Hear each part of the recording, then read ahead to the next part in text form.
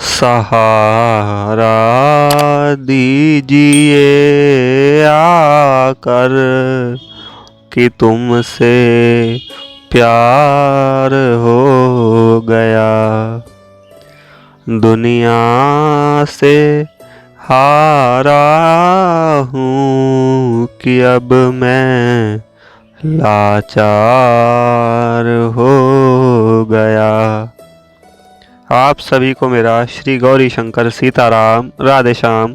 श्री गौरी शंकर दरबार में मैं सुयश अग्रवाल आप सभी का स्वागत करता हूँ। सभी को प्रणाम नमस्कार और प्रेम भरे हृदय से वंदन। तो पिछली वीडियो का विषय था भक्तराज नरसिंह राम मेहता जी की पत्नी की मृत्यु हो जाती है, जो कि ज्वर के कारण होती है। अब कारण तो ज्वर था, लेकिन भगवान की इच्छा ही थी ये, तो भगवान तो सिर्फ निमित्त बना देते हैं, कारण बना देते हैं, करना तो उन्हें खुद ही होता है सब कुछ। तो ऐसा ही मान करके भक्तराज भी यही सब विचार करते हैं और बिल्कुल भी शोक नहीं करते, और यही एक भक्त की पहचान है। तो अब देखिए इस वीडियो का जो विषय है वो भी बड़ा आनंदित है। अब पता नहीं कितनों को पता होगा या नहीं पता होगा, मतलब प्रसिद्ध है कि नहीं प्रसिद्ध है।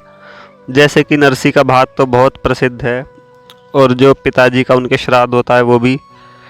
और एक और प्रसंग आगे आएगा, वो एंड में आएगा, कि भगवान हार प्रदान करते हैं, वो भी बहुत प्रसिद्ध है। लेकिन ये जो विषय है ये मेरे ख्याल से ज़्यादा लोग नहीं जानते होंगे, तो मैं आज उसी विषय पर बात करूँगा। मैंने वीडियो का जो विषय है, टाइटल है, वो लिया है भजन का प्रभाव। अब देखिए, जैसा कि नाम से ही पता चल रहा है कि भक्तराज भजन करते हैं और उनके प्रभाव से कुछ ना कुछ होता है। अब जो होता है वो आपको वीडियो सुनकर ही पता चलेगा। तो सबसे पहली बात मैं बता दूं, ये जो वीडियो है ये पूरी की पूरी पिछली वीडियो पर आधारित है।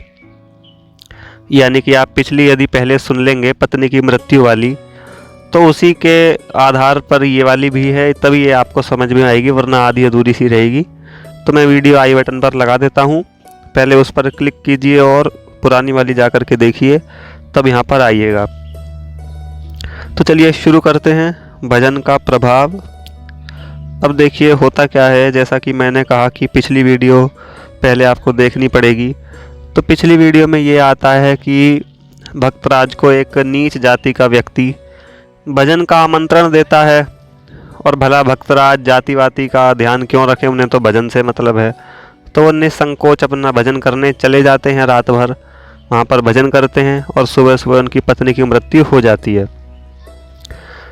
तो अब जो पत्नी की मृत्यु होती है वो तो चैप्टर वहीं पर क्लोज हो जाता है। लेकिन जो रात भर बात हुई, भक्तराज नीच जाति के व्यक्ति के घर पर भजन करते हैं, उस पर बड़ा बवाल मच जाता है।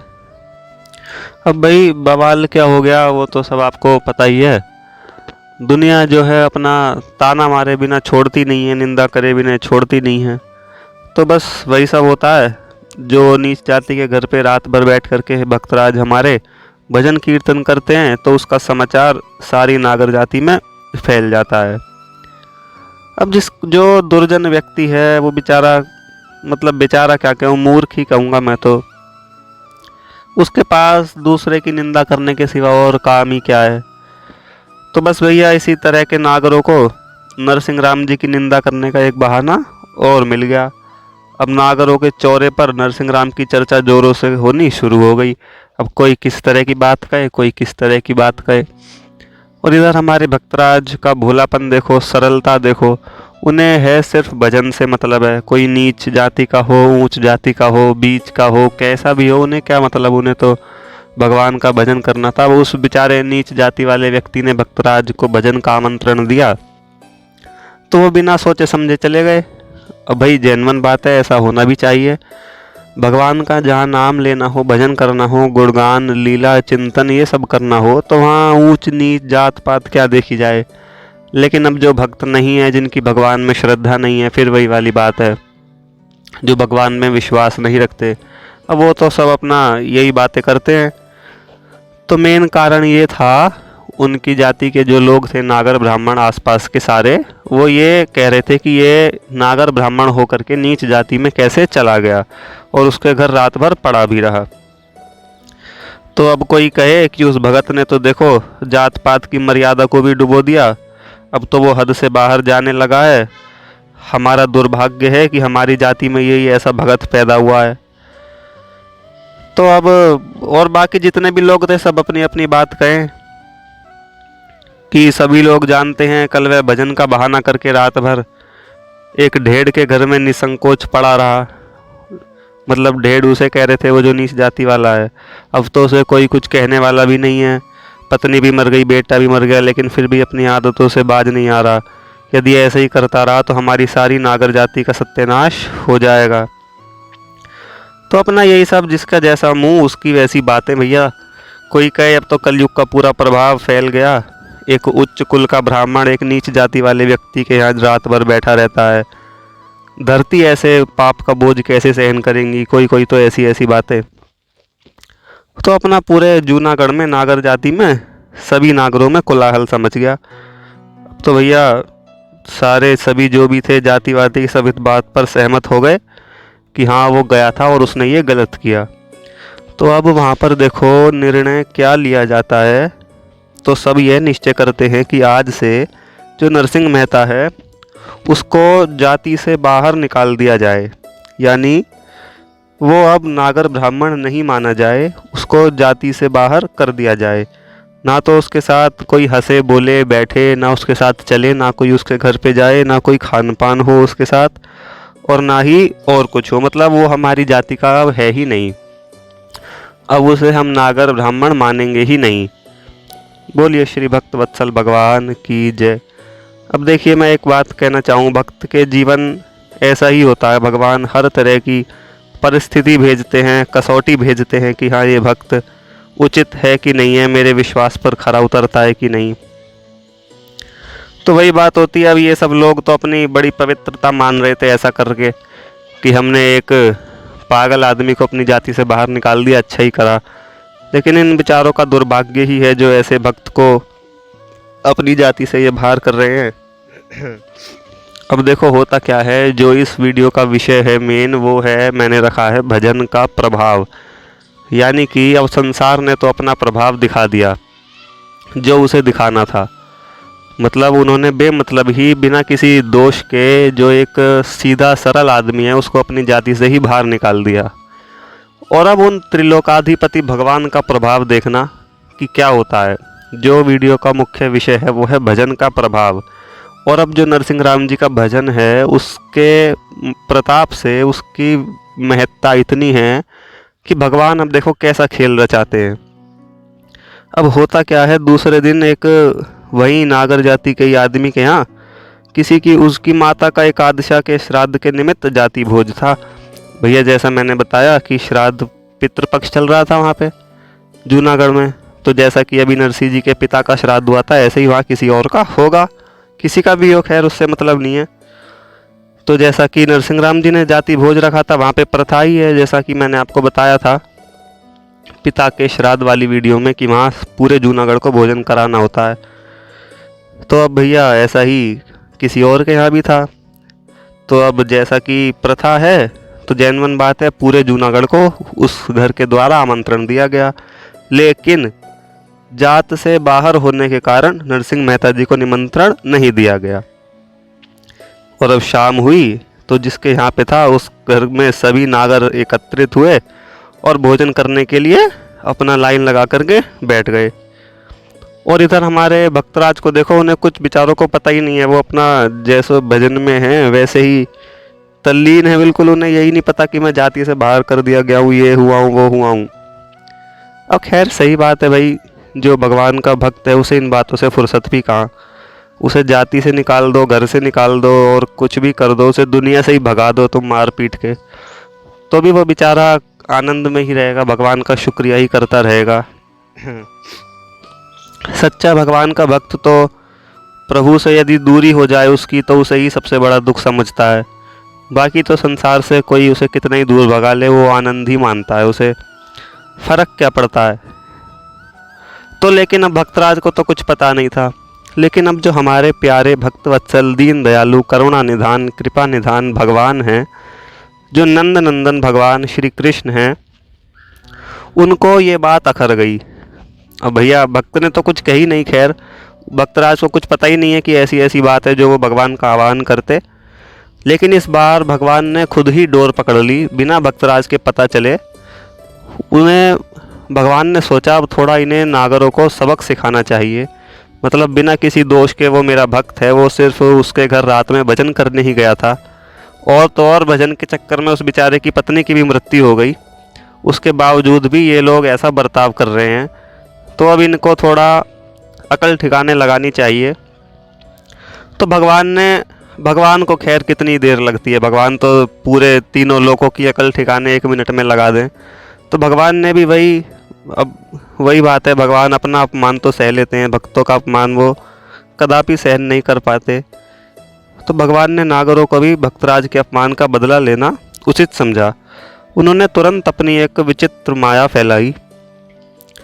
अब देखो, भक्तराज का भजन इतना था कि खुद भगवान उसके अपमान का बदला ले रहे हैं। यानी भगवान भी कह रहे हैं कि हाँ ये गलत हुआ, तो अब मुझे कुछ करना चाहिए। अब देखो, आपको बड़ा मज़ा आएगा भगवान की माया कैसे कैसे काम करती है, कैसे खेल रचाती है। अच्छे अच्छे समझने वाले फेल हो जाते हैं भैया। तो अब देखो, भगवान ने अपनी तुरंत विचित्र जो होती है, बड़ी खतरनाक वाली, वो वाली माया फैलाई। और वैसे भी कृष्ण भगवान तो माया फैलाने में निपुण हैं, जैसा कि आप सभी जानते ही हैं। तो अब देखो होता क्या है, नागरों की लाइन में भोजन परोस दिया गया। सब भैया पूरे जूनागढ़ के 700 घर जो हैं वो अपने लाइन में बैठे हैं उस आदमी के घर पे जिसके यहाँ श्राद्ध था। तो अपना उन्होंने थाली ले गई, जो भी होता है श्राद्ध का भोजन भाजन, वो सब परोस दिया गया। तो हुआ क्या, उनके बगल में हर एक नागर ब्राह्मण ने 700 घरों के जितने भी आए थे, जिनको आमंत्रण दिया गया था, जो आए थे, तो अपने बगल में आसपास के जो भी होते होंगे वहाँ नागर ब्राह्मणों को छोड़ करके, मतलब उनको ना देख करके, जो जिस आदमी के भक्तराज भजन करने गए थे उसी आदमी के स्वरूप यानी कि नीच जाति वाला व्यक्ति एक बगल में बैठा देखा उन्होंने। अब भैया सबके माथे पर पसीना, सबका भोजन भाजन सब छूट गया, सब ऐसे घबरा गए। और जो कोई एक दूसरे को देखे सबको वही नीच जाति, हर किसी के साथ नीच जाति, जो भी जिसकी आंखों में कोई भी व्यक्ति आए सब वही वाला व्यक्ति जिसके यहाँ भक्तराज भजन करने गए थे। भगवान बोले अब बताओ तुम, अब मैं देखता हूँ तुम कैसे बचोगे। तो अब भैया इस दृश्य को देख करके सभी जितने भी नागर थे अब बड़े आश्चर्य में पड़ गए। अब आप खुद सोचो कैसा आश्चर्य होगा, बड़ा डर लगेगा और चिंता भी होगी, व्याकुल भी होंगे, और अचंभा कितना होगा, हमारे बगल में कोई और बैठा है उसकी जगह कोई और दिख रहा हो। भैया तो भगवान की माया ही थी। तो अब जितने एक को, जो एक नागर ब्राह्मण मान लो, उसको बाकी जितने भी उस कक्ष में ब्राह्मण भोजन कर रहे थे उनकी जगह वो नीच जाति वाला व्यक्ति, ऐसी दूसरे को बाकी सबकी जगह, ऐसी तीसरे को, जितने भी थे 700 करोड़ के सबको A to Z। अब भैया भोजन तो वो क्या करते, अपना सब छोड़ छाड़ के भागने लगे। तब जो वो जाति के मुख्य थे जिनका नाम था सारंगधर, जिनका नाम पहले भी आया है, मेनली यही रचते हैं षड्यंत्र नरसिंह मेहता जी के लिए। उन्होंने कहा भाई ये क्या हो रहा है, अब इन नीच जाति वालों के साथ भोजन करके तो आज हम सभी पाप के भागी हो गए हैं, अब क्या किया जाए। तो हम लोगों को तो गंगा स्नान करके प्रायश्चित करना पड़ेगा, इस पाप से छूटने का क्या कोई और उपाय है। तो एक जो थोड़ा बुद्धि वाला विवेकी ज्ञानी था उनमें, वो बोला भाई ऐसा क्यों, गंगा स्नान हमें क्यों करना पड़ेगा, जब ऐसा नरसिंह मेहता ने किया तब तो तुमने जाति से बाहर कर दिया, और यदि अब ऐसा हमारे साथ हो रहा है तो हमें गंगा स्नान करना पड़ेगा। भाई दंड तो बराबर होना चाहिए, जब अपराध बराबर है। तो भाई नरसिंह मेहता का अपराध क्या था कि वो नीच जाति के यहाँ पर रात भर बैठे रहे, भजन करने गए थे, तो भाई उनको दंड क्या दिया गया, जाति से बाहर कर दिया गया। अब भाई हमारा अपराध क्या है सबका कि हम भी नीच जाति के साथ बैठे हैं, तो भाई दंड क्या होना चाहिए, जाति से बाहर कर देना चाहिए, मतलब हम खुद ही हो जाने चाहिए। तो आज से हम सब नागर ब्राह्मण नहीं हैं। अब भैया जो सारंगधर था उसका माथा खनका, भाई बोले बात तो सही कह रहा है। अब या तो गंगा स्नान नरसिंह मेहता को भी बताना चाहिए था अपराध के तौर पर जो दंड है कि भाई तुमने नीच जाति का साथ बैठ करके भजन किया है, तुमने पाप किया है, तुम जा करके गंगा स्नान करके आओ।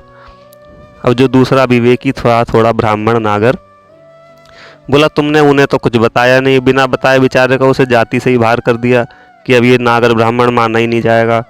बोले हम सब खुद अपने आप को इतने वकील बन रहे हैं, हमारे साथ जब ऐसा हुआ तो भाई अब गंगा जी चलो। बोले ये बात थोड़ी होती है, ऐसे नहीं होता, ये गलत बात है और ये बिल्कुल गलत बात है।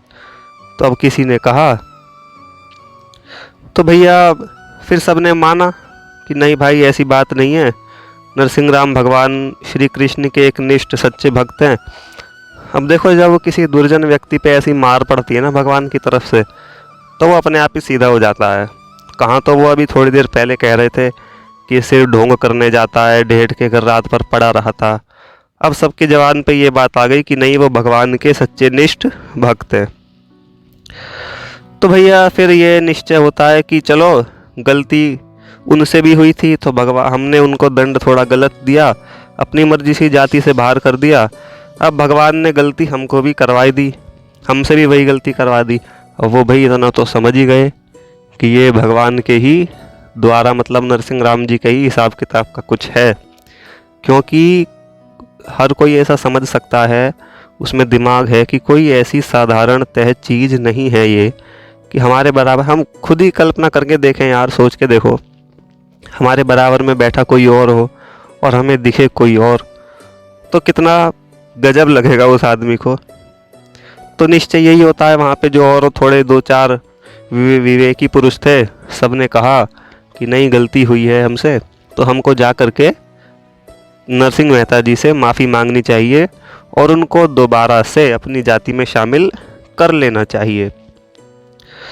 तो वो जाकर फिर सारे मिल कर के अपना जाते हैं नरसिंह मेहता जी के घर पे। तो भगत जी अपना उस समय वहाँ भगवान को भोग लगा रहे थे, तो भैया उन्होंने फिर जा कर के वहाँ राम राम करी, प्रणाम करा, हमारे भक्तराज ने भी सभी को प्रणाम करा। भक्तराज बोले आज क्या बात है भाई, सारे पूरा जूनागढ़ सारी नागर जाति मेरे घर आई है, बोले आज भी कुछ भोज भोज था क्या जो मेरे ध्यान नहीं रही। तो वो बोलते हैं नहीं नहीं भगत जी, तुम्हारे यहाँ कोई भोज नहीं था, हमारे यहाँ भोज था। उन्होंने सारी बात बता दी कि आपके उस जो आप नीच जाति वाले के यहाँ गए थे, उस कारण हमने आपको जाति से बाहर कर दिया था और अब हम आपको दोबारा से जाति में शामिल करने आए हैं। भक्तराज ने कुछ नहीं कही, बोले चलो मैं क्या कहूँ, अब जो भी है सो है। तो वही है, भगत की यही पहचान होती है, भक्त सब में समान भाव रखते हैं, कोई उनका अनुचित कर भी दे तो भी वो ज़्यादा उनसे अपमान नहीं करते, उपकार नहीं करते, मतलब अपकार नहीं करते, ना ज़्यादा निंदा करते, ना कुछ कहते। उन्होंने यही कहा कि चलो जैसी परमात्मा की इच्छा। उन्होंने तुरंत जाति भोज में सम्मिलित होना स्वीकार कर लिया। तो फिर अगले दिन वो जाति भोज दोबारा होता है। अब देखो भगवान की माया, भगवान अपना मंद मंद मुस्कुरा रहे हैं, भगवान को सब पता है, बाकी पूरे जूनागढ़ को सब पता है, एक भक्तराज को कुछ नहीं पता कि चल क्या रहा है। सही भी बात है, भगत को जानने की ज़रूरत क्या है, उसके बिना जाने ही भगवान उसका सारा काम कर देते हैं। तो अगले दिन वो श्राद्ध का जो जाति भोज था वो उसी आदमी के घर पे दोबारा हुआ। सारे 700 घरों के जूनागढ़ के सारे नागर ब्राह्मण उसमें सम्मिलित दोबारा हुए और उस दिन भक्तराज नरसिंह मेहता जी भी उस भोज में सम्मिलित हुए। उनके शामिल होने के बाद हर किसी ने अपने अगल बगल जो भी बैठा था वही बैठा हुआ देखा, कोई भी नीच जाति का व्यक्ति नहीं देखा। देखता भी कैसे भाई, जो तो पिछले दिन तो भगवान की माया थी क्योंकि नरसिंह मेहता जी को बाहर कर दिया था उन्होंने, आज नहीं है, आज भगवान ने दया करी। तो यही है। अब देखिए अंत में मैं एक बात अपनी तरफ से कहना चाहूँ कि इसी प्रकार भगवान के भजन के प्रभाव से नरसिंह राम मेहता जी जाति से बाहर होने की विपत्ति से बच गए और उनके विरोधियों को फिर से एक बार अपने आप को नीचा देखना पड़ा। तो बोलिए श्री गौरी शंकर सीताराम राधे श्याम भगवान की जय। इस वीडियो का प्रसंग इतना ही था, लेकिन था बड़ा आनंदित।